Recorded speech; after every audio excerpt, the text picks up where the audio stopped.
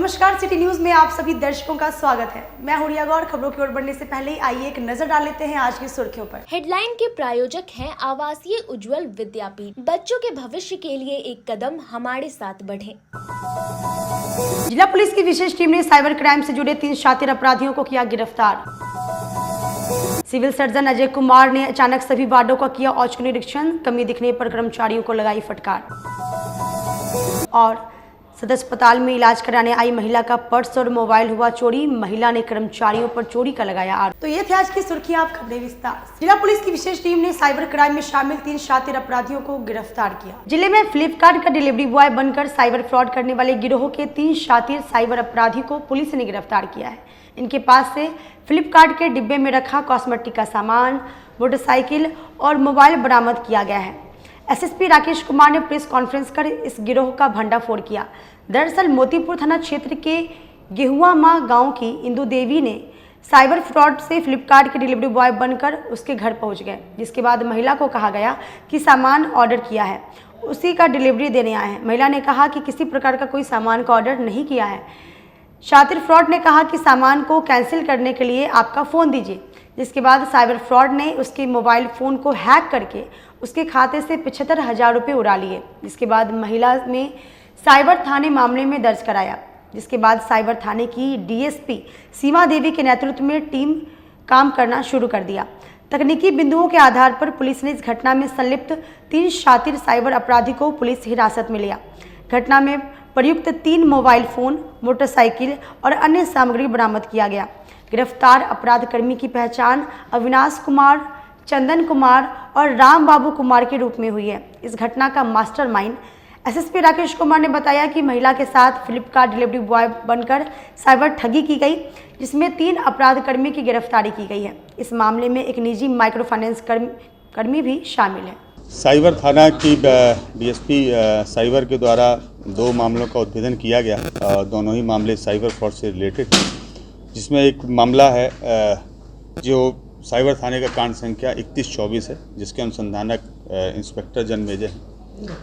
इस मामले में एक निजी माइक्रो फाइनेंस कंपनी है, उसके कैशियर हैं, उनके द्वारा साइबर फ्रॉड एक महिला के साथ किया गया था। इस मामले में ये बोचा में पदस्थापित हैं एज ए कैशियर के रूप में, लेकिन एक जो निकटवर्ती ब्रांच थी मोतीपुर में, उस ब्रांच से इन्होंने कुछ डिटेल्स उस महिला के हासिल किए। चूँकि उस महिला का जो अकाउंट था वो मोतीपुर के ब्रांच में था, वहाँ से डिटेल्स हासिल करके ये फ्लिपकार्ट एजेंसी के कुरियर बन के उस महिला के घर में कुरियर पहुंचाने गए। और जब महिला ने मना किया कि नहीं है, मैं तो कोई कुरियर ऑर्डर नहीं किया है, तो इन्होंने उस महिला से उनका फ़ोन मांगा कि आप फ़ोन दे दीजिए और आपका ऑर्डर मैं अभी जो है कैंसिल कर देता हूं। जब उस महिला ने अपना फ़ोन इनको दे दिया तो इनके द्वारा जो है फ़ोन में छेड़खानी करते हुए उस महिला के लगभग 75,000 रुपया यहीं के 2 व्यक्ति हैं जिनके अकाउंट में ट्रांसफ़र कर लिए गए, जिसमें एक व्यक्ति का नाम अविनाश है और दूसरे का नाम चंदन है। तो इस पूरे ही मामले में जो 75,000 रुपये महिला के गए थे, उसमें से हम लोगों ने लगभग 40,000 रुपये की राशि को फ्रीज कराया है और बाकी की शेष राशि जो है वो उनके पास से जब्त की गई है। इसके अतिरिक्त जिस मोबाइल के माध्यम से छेड़खानी की गई थी, उस मोबाइल को भी हम लोगों के द्वारा जब्त किया गया है। फ्लिपकार्ट के कुरियर के रूप में जो सौंदर्य प्रसाधन कॉस्मेटिक्स थे, उनको भी पुलिस के द्वारा जब्त किया गया है और इस पूरे केस में 3 लोगों की गिरफ्तारी की गई है। इस पूरे ही कांड के अनुसंधान के क्रम में साइबर डीएसपी सीमा देवी और इसके साथ में जो इसके अनुसंधानक इंस्पेक्टर जनमेजय और जो हम लोगों के साइबर सेल और सोशल मीडिया को देखते हैं आरक्षी देवेश, इन सब के द्वारा इसमें बहुत अच्छी मेहनत की गई है। सदर अस्पताल में इलाज कराने आई एक महिला का पर्स और मोबाइल चोरी हो गया। महिला ने सुरक्षा कर्मी पर आरोप लगाया। सदर अस्पताल में उस समय अफरा तफरी मच गई जब सदर अस्पताल में इलाज के लिए आई महिला का शातिर चोर महिला ने उसका मोबाइल और पर्स चोरी कर लिया, जिसके बाद सदर अस्पताल के गार्ड को सूचना दिया। गार्ड के नाकामी से शातिर चोर महिला मौके से फरार हो गई। घटना की जानकारी मिलते ही सिविल सर्जन मौके पर पहुंचकर घटना की जांच कर रहे हैं। महिला ने सदर अस्पताल के सुरक्षाकर्मी पर आरोप लगाते हुए अस्पताल कर्मी की मिलीभगत से शातिर महिला चोर पर्स और मोबाइल फ़ोन चोरी करके फरार हो गई। इन दिनों सदर अस्पताल में लगातार चोरी की घटना घट रही है, जहां ग्रामीण और शहरी इलाके से बड़ी संख्या में लोग इलाज के लिए आते हैं। सदर अस्पताल में गार्ड की सुरक्षा भी बढ़ाई गई, जिसके बाद शातिर चोर अस्पताल के सुरक्षा कर्मी की आंख में धूल झोंककर चोरी की घटना को अंजाम देने में सफल हो जाते हैं। परिमिला देवी ने बताया कि सदर अस्पताल में इलाज के लिए आए थे। पर्चे कटवाने के बाद कतार में लगे हुए थे। इस दौरान एक महिला ने मेरा पर्स और मोबाइल फ़ोन चोरी कर लिया। कुछ समय के बाद मुझे इसकी जानकारी हुई, जिसके बाद महिला को पहचान लिए। सदर अस्पताल के गार्ड बोले कि महिला की जांच करें, लेकिन गार्ड ने महिला की जांच नहीं की, जिसके बाद महिला वहां से फरार हो गई। सिविल सर्जन अजय कुमार ने बताया कि एक महिला ने शिकायत की है कि उसका पर्स और मोबाइल फ़ोन चोरी हो गया है। गार्ड को मामले की जांच करने के लिए कहा गया है। इलाज करवाने आए थे शुगर का, समझे ना, लाइन में थे और लाइन में से कोई औरत लेडीज मेरा पर्स और मोबाइल चोरी कर लिया। पता चला था जब निकाल रहे थे? नहीं, पता नहीं चला। पैसा दे के रखे हैं, उसके बाद जब पूजा खरीदने जा रहा है तो नहीं है। तुरंत दोनों आदमी को पकड़े हैं हम।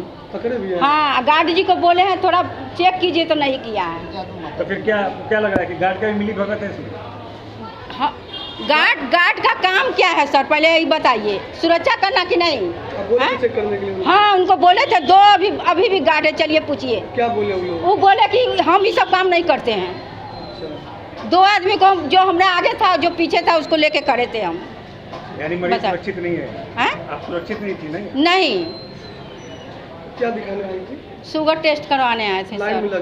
लाइन में लगे थे, पुर्जा कटा लिए थे। जब नीचे उतर रहे तो मेरा मैंने मोबाइल लग रहा है। अस्पताल पर चोरी होने की घटनाएं अक्सर देखी जाती है। चोरी के लिए अभी हम लोग उसके लिए एक महिला शिकायत की है कि उसका पर्स चोरी हो गया है, मोबाइल किसी का है कि नहीं मिल रहा है।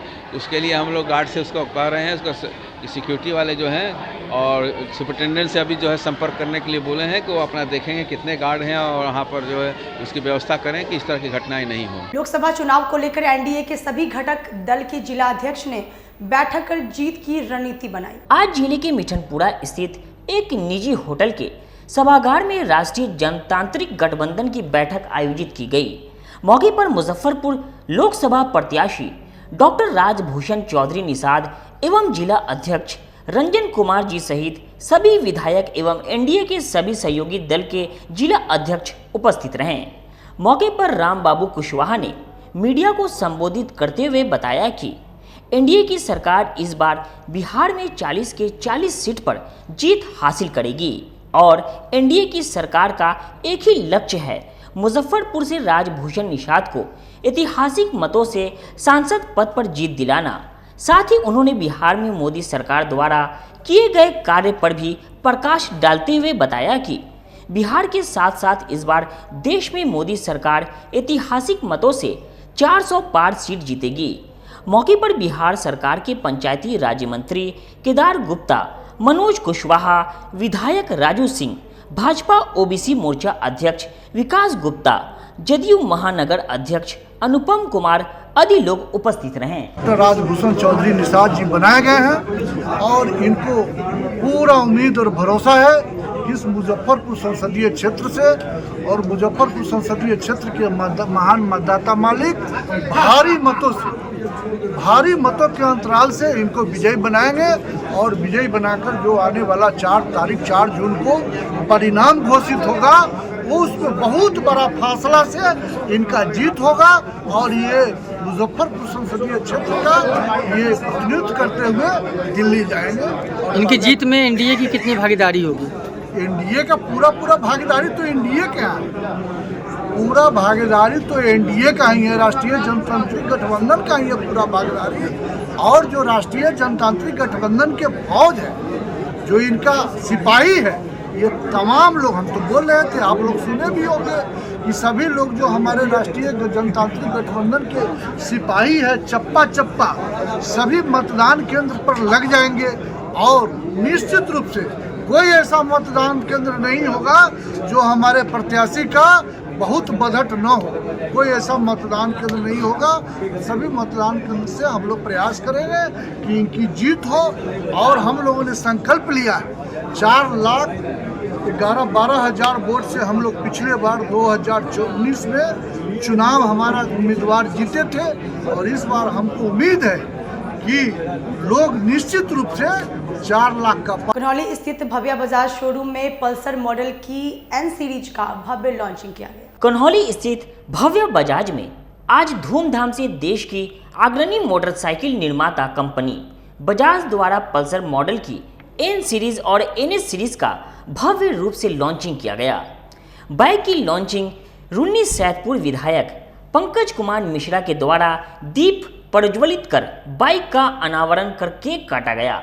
इस दौरान मौके पर मुजफ्फरपुर महानगर जदयू जिला अध्यक्ष अनुपम कुमार, एजेंसी की प्रोपराइटर आलोक सिंह समेत कई गणमान्य भी मौजूद रहे। वहीं एजेंसी के सर्विस मैनेजर ब्रजेश कुमार ने बताया कि ये दोनों बाइक अत्याधुनिक सुविधाओं से लैस है, जिसमें fully digitally control meter, LED headlight और प्रोजेक्टर के साथ ही साथ स्मार्ट कनेक्टिविटी के भी फीचर्स मौजूद रहेंगे, जो इसे अन्य बाइकों की तुलना में काफ़ी सुविधाजनक और आकर्षक बनाएंगे। वहीं भव्य बजाज के कन्हौली या 0 माइल स्थित शोरूम से खरीदारी करने वाले ग्राहकों को विशेष ऑफर भी मिल रहा है। भव्य बजाज में 4 गाड़ी जो नया अभी बजाज की आई है उसको लॉन्च किया गया है।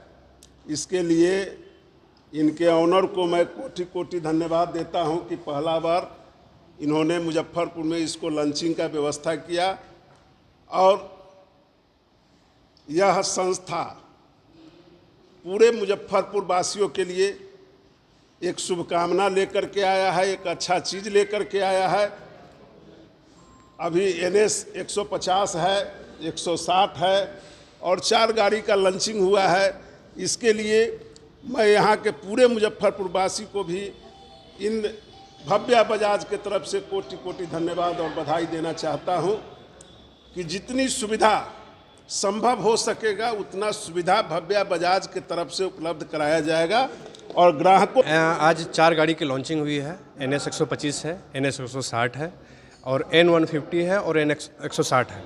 चारों गाड़ियों में अलग तरह के फीचर हैं। सब में ब्लूटूथ कनेक्टिविटी है और NS 125 में जो है वो टेलीस्कोप शॉकर है और NS 160 में USD शॉकर है और इनके जो डिस्प्ले हैं 260 mm के हैं, जो कि नॉर्मल ब्रेकिंग सिस्टम है और NS 160 का डुअल चैनल ABS का ब्रेकिंग सिस्टम है। सीट भी काफ़ी कंफर्टेबल है। N 150 की बात की जाए तो बहुत इसका लाइट जो है प्रोजेक्टर वगैरह है, इसमें आपको रात में चलने में कोई भी तरह परेशानी नहीं होगी। और N 160 में आपको टर्न आपको जो जैसे आप कहीं जा रहे हैं और रास्ते में आपको कहाँ लेफ्ट आएगा कहाँ राइट आएगा वो आपको मीटर पे सिंबल बताएगा। सर क्या डिफरेंसेज है अन्य मॉडल की अपेक्षा? अन्य मॉडल की अपेक्षा इसमें रोड ग्रिपिंग में स्पोर्ट सेगमेंट की गाड़ी है, बहुत अच्छा इसका ये है। माइलेज वगैरह क्या है? माइलेज एक NS 125 की बात किया जाए तो ये 45 से 50 के उस पर के है और NS 160 में है वो 45 के आसपास में ये है। यदि कोई ग्राहक खरीदना चाहेगा तो क्या इसके लिए क्या करना पड़ेगा? ग्राहक खरीदना चाहेगा तो भव्य बजाज जो ये कन्हौली ब्रांच है आप आके संपर्क। पियर थाना क्षेत्र में सोशल मीडिया पर फोटो वायरल करने पर युवक के आत्महत्या करने मामले में 2 साइबर अपराधी को गिरफ्तार कर लिया। मुजफ्फरपुर में फेक आईडी बनाकर सोशल मीडिया पर फोटो वायरल कर ब्लैकमेल करने वाले 2 साइबर अपराधी को पुलिस ने गिरफ्तार कर लिया है। फोटो वायरल होने के बाद युवक ने आत्महत्या कर ली। बता दें कि पियर थाना क्षेत्र के हत्था टोला निवासी संतोष कुमार के पुत्र विवेक कुमार का फर्जी फेसबुक आईडी शातिर साइबर अपराधी ने बनाकर उसके पड़ोस की लड़की के साथ फोटो जोड़कर वायरल कर दिया, जिसके बाद उसे ब्लैकमेल करना शुरू कर दिया, जिससे युवक मानसिक तनाव में आकर आत्महत्या कर लिया। इसके बाद मृत युवक के पिता संतोष कुमार ने साइबर थाने में आवेदन दिया है, जिसके बाद 30 सितंबर 2023 को साइबर थाने में कांड संख्या 19/23 दर्ज किया गया। मामले की गंभीरता को देखते हुए साइबर डीएसपी सीमा देवी ने एक टीम गठित कर घटना की जांच शुरू कर दी। टीम के द्वारा फर्जी फेसबुक आईडी की जांच शुरू कर दी। इस जांच में 2 युवक की संलिप्तता सामने आई है। इसके बाद पुलिस ने दोनों को गिरफ्तार कर लिया। इनके पास से घटना में प्रयुक्त एक मोबाइल फोन बरामद किया गया है। गिरफ्तार अपराधकर्मी की पहचान कमोद राय के पुत्र मनीष कुमार और सुरेश राय के पुत्र गुलशन कुमार कल्याण नगर पियर थाना के रूप में हुई है। शातिर अपराधकर्मी मृतक युवक के पड़ोसी हैं। एसएसपी राकेश कुमार ने बताया कि सोशल मीडिया पर फोटो वायरल करने के बाद अभियुक्त गिरफ्तार हो गया है। फोटो वायरल होने के कारण मानसिक दबाव में पीड़ित आ गया था। घटना को लेकर साइबर थाने में मामला दर्ज किया गया है। इसमें गुलशन कुमार ने फर्जी फेसबुक आईडी बनाकर फोटोशॉप के माध्यम से पड़ोस की लड़की का फोटो जोड़ दिया। इसके बाद उसे ब्लैकमेल किया जा रहा था। दोनों अपराधकर्मी का आपराधिक इतिहास पता किया जा रहा है। वर्ष 2023 में साइबर थाने में एक कांड प्रतिवेदित किया गया था 19/23, जिसके अनुसंधानक इंस्पेक्टर अरविंद थे। उस केस को साइबर थाना इन्वेस्टिगेट कर रहा था और कल साइबर थाना की डीएसपी सीमा और उनके टीम के द्वारा इसमें 2 लोगों की गिरफ्तारी की गई है। इस मामले में एक अभियुक्त थे जिनका नाम गुलशन था, उनके द्वारा अपने ही पड़ोस के एक युवक का फर्जी फेसबुक आईडी बनाया गया था और एक फ़ोटोशॉप के माध्यम से एक महिला के साथ में उनकी फ़ोटो बनाई गई। फिर उनके साथ में ब्लैकमेलिंग की गई और फाइनली जिस व्यक्ति के साथ में ये घटना की जा रही थी वो डिप्रेशन पे आके उनके द्वारा आत्महत्या कर ली गई और आत्महत्या के ही संदर्भ में इस केस को प्रतिवेदित किया गया था। चूँकि जो फेसबुक आईडी थी वो पूरी फर्जी थी और इसमें काफ़ी गहराई से अनुसंधान हम लोगों को करना पड़ा और जो भी टेक्निकल तरीके होते हैं एक फेसबुक के गहराई तक पहुंचने के लिए उन सारे ही माध्यमों को इसमें लिया गया और फाइनली इसमें ट्रैक किया गया कि ये फेसबुक आईडी किसके द्वारा बनाई गई थी और किसके मोबाइल से क्रिएट की गई थी और किसको ओटीपी भेजा गया था।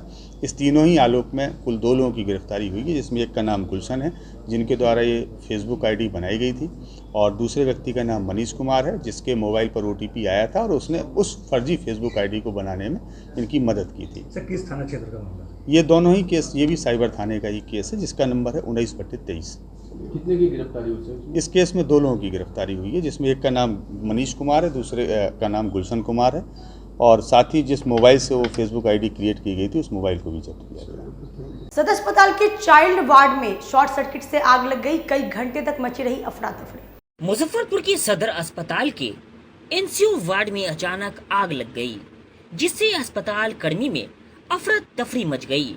अस्पताल कर्मी के सूझबूझ से आग पर काबू पाया गया। वहीं एनसीयू वार्ड में इलाज चल रहे बच्चों को एसकेएमसीएच रेफर कर दिया गया है। ये आग लगी की घटना शुक्रवार की रात 2 बजे की है, जहां शॉर्ट सर्किट से एनसीयू वार्ड में आग लग गई। इसके बाद अस्पताल कर्मी में अफरा तफरी मच गई। अस्पताल कर्मी ने संबंधित कर्मी और पदाधिकारियों को इसकी सूचना दिया। इसके बाद अस्पताल कर्मियों ने अपनी सूझबूझ से आग पर काबू पा लिया, जिस कारण से किसी भी प्रकार की कोई क्षति नहीं हुई।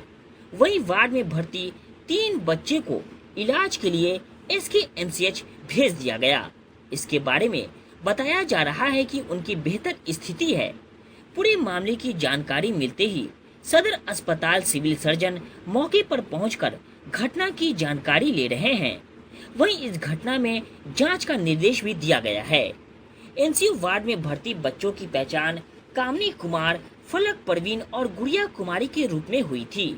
उस समय एनसीयू वार्ड में 3 बच्चे ही भर्ती थे।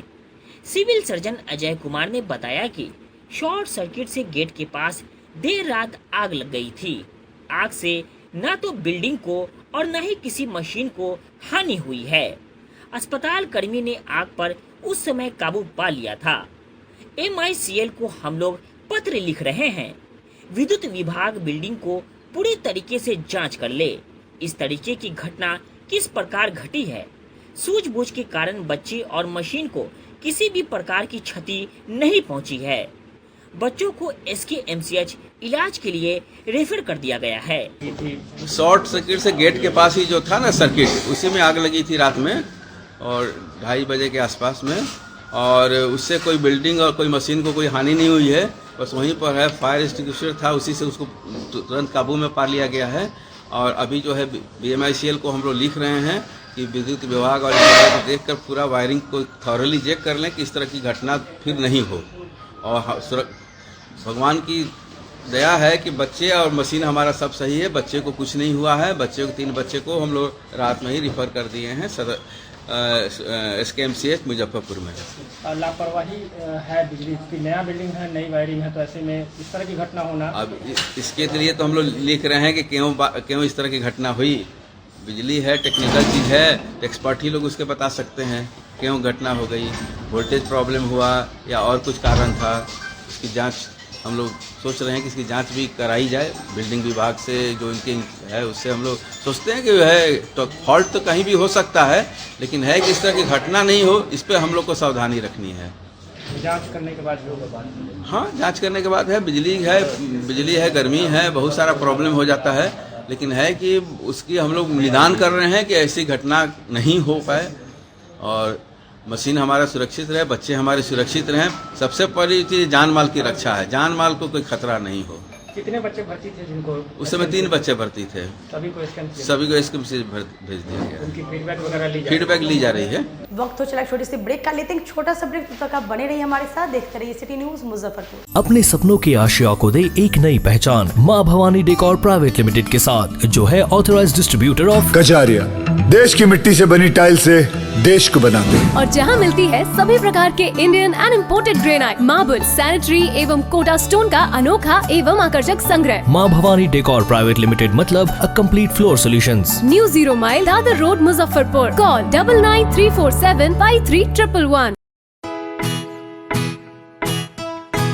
लगातार 10 वर्षों से विभिन्न परीक्षाओं में सर्वश्रेष्ठ परिणाम। हम हैं आवासीय उज्ज्वल विद्यापीठ मुजफ्फरपुर। इस स्कूल में सर्वश्रेष्ठ कोचिंग पैटर्न से बच्चों को पढ़ाया जाता है। प्ले से 10वीं तक की पढ़ाई स्वच्छ वातावरण में कराई जाती है। यहाँ आधुनिक छात्रावास की व्यवस्था है। उज्ज्वल विद्यापीठ का मुख्य उद्देश्य रामकृष्ण मिशन, नवोदय नेतरहाट, सैनिक स्कूल, सिमुलतल्ला गुरुकुल, सिंधिया कन्या विद्यालय जैसे अनेक भारतवर्ष के प्रतिष्ठित विद्यालयों में कुशल प्रशिक्षित अनुभवी एवं शहर के सर्वश्रेष्ठ शिक्षकों द्वारा तैयारी कराई जाती है। 1.5 एकड़ में फैला इस स्कूल का वातावरण काफी शांत है। Free computer classes, science lab और स्मार्ट क्लासेस है। साथ ही इंडोर और आउटडोर गेम की भी व्यवस्था है। तो अपने बच्चों के लक्ष्य के सपनों को पूरा कराना चाहते हैं तो आज ही आवासीय उज्ज्वल विद्यापीठ में अपने बच्चों का नामांकन करवाएं। हमारा पता है पोखरिया पीठ अतरदा मुजफ्फरपुर और हमारा कॉन्टेक्ट नंबर है 9708351851 और हमारा दूसरा नंबर है 8797122397 या फिर आप हमें कांटेक्ट कर सकते हैं 8409996658 पर। उत्तर बिहार का पहला नीलकमल एक्सक्लूसिव शोरूम खुल गया है। आपके अपने शहर में नीलकमल इंडिया की फेवरेट फर्नीचर ब्रांड है। इस कंपनी के सभी रेंज एक ही छत के नीचे आपको मिलेंगी। होम फर्नीचर, ऑफिस फर्नीचर की सभी रेंज यहाँ उपलब्ध है। कंपनी का एक्सक्लूसिव शोरूम होने के कारण 40% तक की विशेष छूट मिल रही है। इसके अलावे 0% इंटरेस्ट के साथ बैंक से फाइनेंसिंग की भी सुविधा उपलब्ध है। तो देर मत कीजिए, एक बार हमारे यहाँ अवश्य पधारें। हमारा पता है Mithanpura, Narayanpur road, opposite Vaishali management college और हमारा मोबाइल नंबर है 9334900888 और हमारा दूसरा नंबर है 7004320580। यू एसोसिएट नीलकमल का फर्नीचर शोरूम नारायणपुर से हट करके मिठनपुरा चौक के समीप क्लब रोड में हम लोगों ने अभी स्थापित किया है, जहां आपको होम फर्नीचर के, ऑफिस फर्नीचर के विस्तृत रेंज देखने को भव्य रूप से मिलेंगे। और हमारे पास मैट्रेस की भी एक बहुत अच्छी रेंज उपलब्ध है और साथ ही साथ हमारा लगन का भी काफ़ी भारी डिस्काउंट ऑफर चल रहा है, जिसमें 40% तक की छूट दी जा रही है। और साथ में हमारे यहाँ फिनांस की भी सुविधा है, जिसमें आप बजाज से, HDFC से 0 डाउन पेमेंट पर भी सारी चीज़ें ले जा सकते हैं। तो आप लोगों से निवेदन है कि एक बार आकर के हमें सेवा का मौका दें। आज के परिवेश में बच्चियों के लिए सुरक्षित माहौल और सर्वांगीण विकास। हम हैं RPS girls international school. Kindergarten के बच्चों के लिए ऑडियो विजुअल और प्ले द्वारा तकनीकी शिक्षा दी जाती है। छठी कक्षा से छात्राओं के लिए सुरक्षित माहौल के साथ साथ महिला शिक्षकों द्वारा उचित शिक्षा दी जाती है। को करिकुलर एक्टिविटीज में कराटे, योगा, सिंगिंग, डांसिंग और ड्राइंग की क्लास उपलब्ध है। NCERT बुक कक्षा प्रथम से 9वीं के बच्चियों को पढ़ाई जाती है। साइंस लैब तथा कंप्यूटर लैब की उत्तम सुविधा उपलब्ध है। पूरा कैंपस CCTV कैमरे से लैस है। तो देर मत कीजिए, अपनी बच्चियों का नामांकन कराएं। हमारा पता है वलीगर garden, opposite MDTM college, Mithanpura, Muzaffarpur. Contact us on 74628779419 9334901768। Muzaffarpur जिले की शान बन चुकी बाबा लाठी अब लोगों की जरूरत बन चुकी है। अत्याधुनिक रेंज और भरोसे को समेटे हुए लोगों के लिए नई नई डिजाइनर लहठी बाजार में उतारते रहते हैं। ऐश्वर्या राय बच्चन, सचिन तेंदुलकर की पत्नी से लेकर न जाने कितने सारी नामी हस्तियां इस लहठी के दीवाने हो चुके हैं। लोगों के साथ ने ही बाबा लहठी की पहचान देश से लेकर विदेश तक बनाई है। ऐसा साथ बनाए रखने के लिए आप लोगों का तहे दिल से धन्यवाद। ब्रेक के बाद एक बार फिर से आप सभी का स्वागत है। आइए बढ़ते हैं अगली खबरों की ओर। सिविल सर्जन ने अचानक सदर अस्पताल में सभी वार्डों का औचक निरीक्षण किया। इस दौरान कई कर्मचारियों को फटकार भी लगाई। मुजफ्फरपुर के सिविल सर्जन अजय कुमार ने सदर अस्पताल का आज शनिवार को औचक निरीक्षण किया। उन्होंने emergency ward, labour ward, OPD, सामान्य वार्ड, पुरुष वार्ड, महिला वार्ड, शिशु वार्ड, दवा वितरण काउंटर आदि का निरीक्षण किया। निरीक्षण के दौरान उन्होंने कई दिशा निर्देश भी दिए। सिविल सर्जन के सदर अस्पताल के इमरजेंसी वार्ड में पहुंचते ही कर्मियों और डॉक्टरों में हड़कंप मच गई। निरीक्षण के दौरान कई कर्मियों को डांट फटकार भी लगाई गई। इमरजेंसी वार्ड में तैनात चिकित्सकों से बातचीत हुई। इमरजेंसी वार्ड में तैनात डॉक्टरों को हमेशा अपडेट रहने की बात कही। वहीं दवा काउंटर पर प्रत्येक दवा का अपडेट रखने का निर्देश दिया। प्रबंधक को अस्पताल के प्रबंधन को लेकर अस्पताल की विधि व्यवस्था बनाए रखने का निर्देश दिया। साथ ही साथ मरीजों से बात किया और मरीज से सुविधाओं के बारे में जानकारी ली। जांच के दौरान इमरजेंसी वार्ड के डॉक्टरों से बातचीत किया और स्वास्थ्य व्यवस्था के बारे में जानकारी ली। इसके बारे में सुपरिटेंडेंट महोदय से हम लोग डिस्कशन भी किए हैं कि यहाँ उनको कहे हैं, निर्देश भी दिए हैं कि यहाँ की व्यवस्था को सुधारें। व्यवस्था जो है अच्छी नहीं महसूस हो रही है। उनको कह रहे हैं कि आपको भी बार बार उनको हम लोग लिख रहे हैं कि अपना वो निरीक्षण करें और सबकी उपस्थिति चिकित्सकों की रोस्टर के अनुसार सुनिश्चित कराएं। सर, मरीजों से भी बात किए हैं? मरीजों से बात किए हैं। मरीज तो जो है अभी कहे हैं कि डॉक्टर देख रहे हैं उनको और जांच भी सब हो रही है। एक ईसीजी मशीन है वो उसका भी देख रहे थे हम लोग। तो उसका भी आया हुआ है टेक्नीशियन और थोड़ी सी उसमें प्रॉब्लम है तो बोला कि थोड़ी देर में वो ठीक हो जाएगी। क्या कुछ कमियाँ लगी है जो पूरा करने? जो कमियां हैं उसके लिए कमियां तो हर स्तर पर कुछ ना कुछ रहती ही है। उसको हम लोग दूर कर रहे हैं यथाशीघ्र है। नेट की प्रॉब्लम है, उसको नेट प्रॉब्लम के लिए हाई स्पीड जो है उसको लिए हम देख रहे हैं। हाई स्पीड के लिए हम लोग लिख रहे हैं कि हाई स्पीड नेट हो ताकि जो है कि जल्दी पेशेंट डिस्पोजल हो, जिससे चलते हैं कि लार्ज क्यू नहीं लगे, लंबी लाइन नहीं लगे। तो डॉक्टर लोग भी मजबूर हो जा रहे हैं कि चूँकि पेशेंट जो है सिस्टम स्लो चलता है तो जल्दी पेशेंट का डीलिंग नहीं हो पा रही है, जिसमें समय लग रहा है। अस्पताल कोई चोरी होने की घटनाएं अक्सर देखी जाती है। चोरी के लिए अभी हम लोग उसके लिए एक महिला शिकायत की है कि उसका पर्स चोरी हो गया है, मोबाइल किसी का है कि नहीं मिल रहा है। उसके लिए हम लोग गार्ड से उसको कह रहे हैं, उसका सिक्योरिटी वाले जो हैं और सुपरिटेंडेंट से अभी जो है संपर्क करने के लिए बोले हैं कि वो अपना देखेंगे कितने गार्ड हैं और वहाँ पर जो है उसकी व्यवस्था करें कि इस तरह की घटनाएं नहीं हों। मोतियाबिंद के ऑपरेशन के लिए अब लोगों को प्राइवेट अस्पताल में जाना नहीं पड़ेगा। जल्दी सदर अस्पताल में इसकी शुरुआत होगी। मरीजों को अब आंख के ऑपरेशन के लिए निजी अस्पतालों का सहारा लेना नहीं पड़ेगा। सदर अस्पताल में IOT तैयार होने के बाद अब मोतियाबिंद के ऑपरेशन अप्रैल से होने लगेंगे। इसकी तैयारी पूरी कर ली गई है। BMICL की ओर से उपकरण की आपूर्ति की जाने के बाद ऑपरेशन शुरू होगा। अस्पताल अधीक्षक BS झा ने बताया कि उपस्कर के चयन के लिए कमेटी की बैठक कर निर्णय लिया गया है। अप्रैल के अंत तक सदर अस्पताल में OT में ऑपरेशन शुरू हो जाएंगे। इसके साथ ही आंख के अन्य ऑपरेशन भी होंगे। इसमें स्ट्रिप लैंप समेत अन्य उपकरणों की आपूर्ति के लिए BMICL को पत्र लिखा है।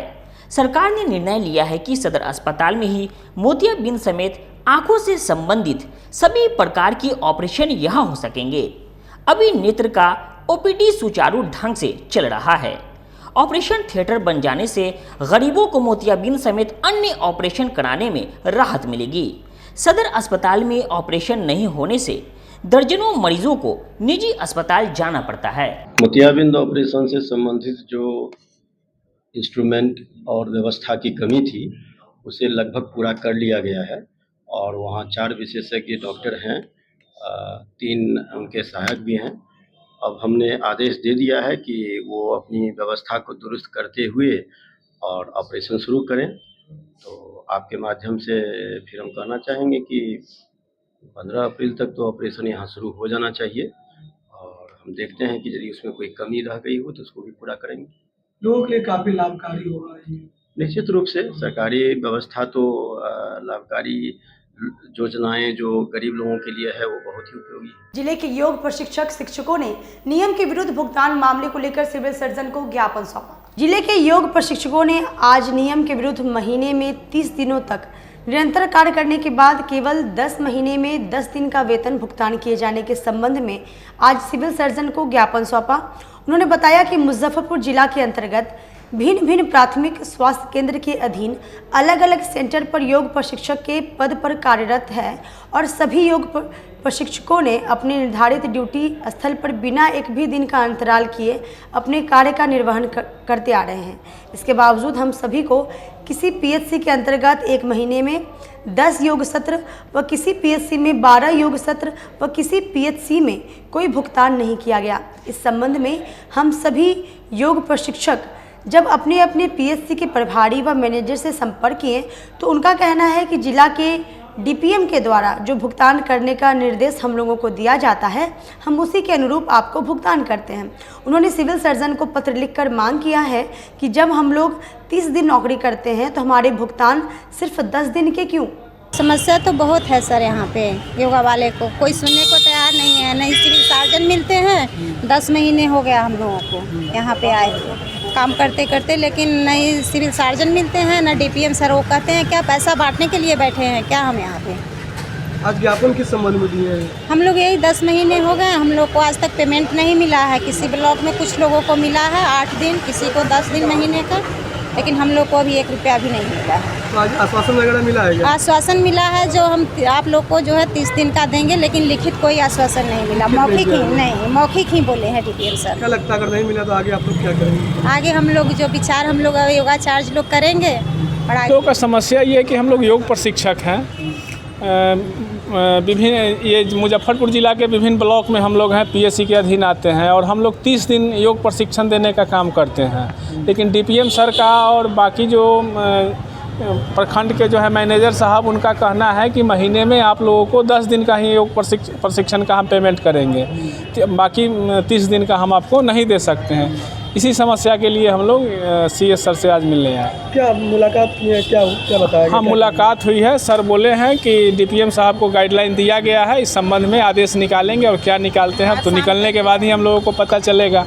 अभी तक कुछ स्पष्ट आदेश नहीं। क्या कारण नहीं देने का क्या कारण लगता है? पहले तो बताया गया था कि नहीं देना। क्यों नहीं दे रही है तो हमको एग्जैक्ट पता नहीं है। हम लोग 30 है कि क्यों नहीं दिया जा रहा है? नहीं, उनका कहना है कि 13/6 को हम लोग आदेश निकाले हैं जिला स्तरीय टीम बना करके, और टीम में भगवानपुर नंदपुरी निवासी महेंद्र प्रसाद ने अपने पुत्र की बरामदगी को लेकर एसएसपी को ज्ञापन सौंपा। जिले के सदर थाना अंतर्गत भगवानपुर नंदपुरी निवासी महेंद्र प्रसाद यादव के पुत्र आदित्य कुमार ने शनिवार को एसएसपी से मिलकर अपने भांजा 16 वर्षीय अनुराग कुमार की सकुशल बरामदगी की गुहार लगाई है। पूरे मामले की जानकारी देते हुए आदित्य कुमार ने बताया कि उनका भांजा जो गुरौल थाना अंतर्गत भानपुर बडेवा निवासी ब्रजेश कुमार का पुत्र है, वो उनके घर नंदपुरी में रहकर पढ़ाई करता था। बीते 24 मार्च को वो नंदपुरी निवास से अपने घर भानपुर बडेवा के लिए लगभग 10 बजे सुबह निकला, लेकिन शाम तक वो अपने घर नहीं पहुंचा, जिसकी सूचना उन्होंने सदर थाने को दी। थाना द्वारा इसकी प्राथमिकी भी दर्ज की गई, लेकिन अभी तक उसका कुछ अता पता नहीं चल सका। डर से सभी परिवार के लोग चिंतित हैं, इसलिए आज उन्होंने एसएसपी से मिलकर भांजे की सकुशल बरामदगी की गुहार लगाई है। 24 तारीख को कई मामला दर्ज कराए हैं, सदर थाना में मामला दर्ज कराए हैं जी। आज कहाँ आए हैं आप? अभी एसएसपी सर के पास आए थे, उनको कंप्लेन दिए हैं, तो पूछे कि किस थाने का मामला है, तो बताए सदर थाने का मामला है। तो बच्चे का उम्र पूछे हैं और लेटर को मार्क करके बोले हैं कि सदर थाना को भेज देंगे। तो आपका क्या मांग है? मेरा मांग है कि बच्चे की जल्द से जल्द प्रशासन मतलब बरामद करके हमारे पास दे दें। बच्चे का नाम अनुराग कुमार है जी, उम्र 16 साल है, थाना उसका गुरौल है। आज के लिए बस इतना ही। कल फिर मिलेंगे कुछ नई खबरों के साथ। तब तक मुझे और मेरी पूरी टीम को दीजिए इजाजत। नमस्कार।